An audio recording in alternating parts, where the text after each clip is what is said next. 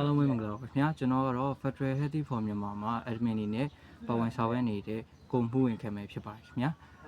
ကျွန်တော်အနေနဲ့ဒီနေ့ပြောချင်တာလေးอ่ะပေါ့နော်ကျွန်တော် Federal Healthy for Myanmar အနေနဲ့ဘာလှုပ်ဆောင်သွားမှာလဲဘာတွေအတွက်ဒီ Federal Healthy for Myanmar page ကိုဖွဲ့စည်းခဲ့ရလဲဆိုတာလေးကိုကျွန်တော်ဒီနေ့ရှင်းပြချင်ပါတယ်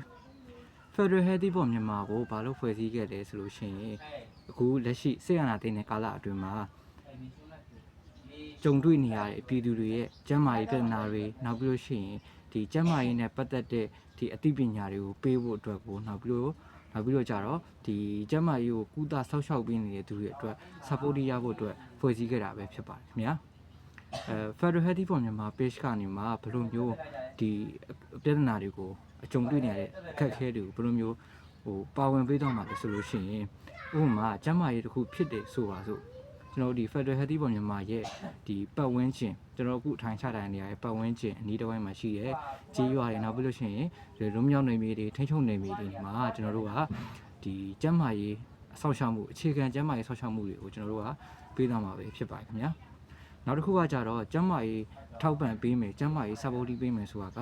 ဒီကျန်းမာရေးကိုမှလှုပ်ဆောင်ပေးနေတဲ့အခုတော်လိုင်းကာလအတွင်းမှာဒီကျန်းမာရေးပြဿနာတွေကိုကူညီပြီးတော့ပြည်သူတွေရဲ့ကျန်းမာရေးအခြေအနေတွေစစ်ပေးဆောင်တွေရဲ့ကျန်းမာရေးအခြေအနေတွေဒီလူမျိုးနေပြီးစတဲ့နေရာတွေမှာအများကြီးမှရှိတဲ့ပြည်သူတွေရဲ့ကျန်းမာရေးအခြေအနေတွေကိုကျွန်တော်တို့ကလုပ်ပေးနေတဲ့သူတွေကိုပံ့ပိုးပေးဖို့အတွက်အစီအစဉ်တွေရှိပါတယ်ခင်ဗျအဲဒါကြောင့်မလို့ကျွန်တော်အခု Federal Healthy for Myanmar page လေးကိုဖွဲ့စည်းခဲ့တာပဲဖြစ်ပါတယ်